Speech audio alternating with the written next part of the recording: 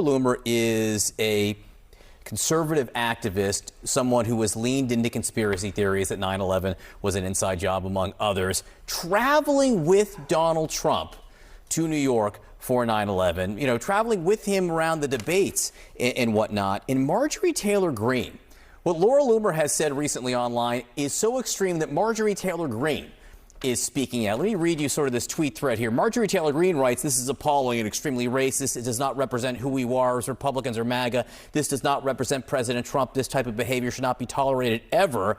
Laura Loomer should take this down."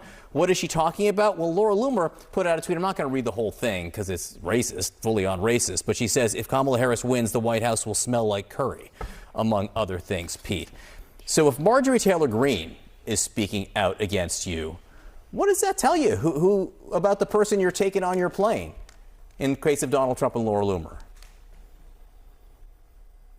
Well, you were kind in your description of Laura Loomer. She's a lunatic. And I don't think anyone should pay attention to anything she says. And it's troubling. It is troubling that the Republican nominee and a former president of the United States and potentially the next president holds her in such high regard.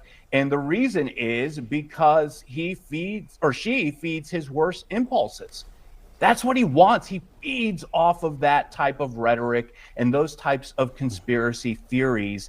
And she is going to just keep giving him the red meat that he wants. And she'll remain in that inner circle, which is it's a problem. It's a troubling development. But I would just encourage folks to not pay attention to her because 99.9% of what comes out of her mouth is completely insane.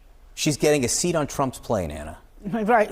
His wife isn't on the plane. His daughter isn't on the plane. But this kook is on the plane. And I think it should be incredibly concerning that potentially the next president of the United States is surrounded by racist conspiracy theorists. Listen, when Marjorie Taylor Greene is all of a sudden the voice of reason, we've got to call it a wake-up moment. And I do think we need to pay attention to it because I'd like to know what role she's going to have in a future Trump administration.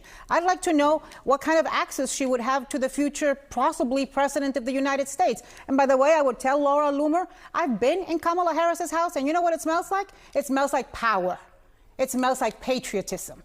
It smells like equality. It smells like a woman who's broken glass ceilings.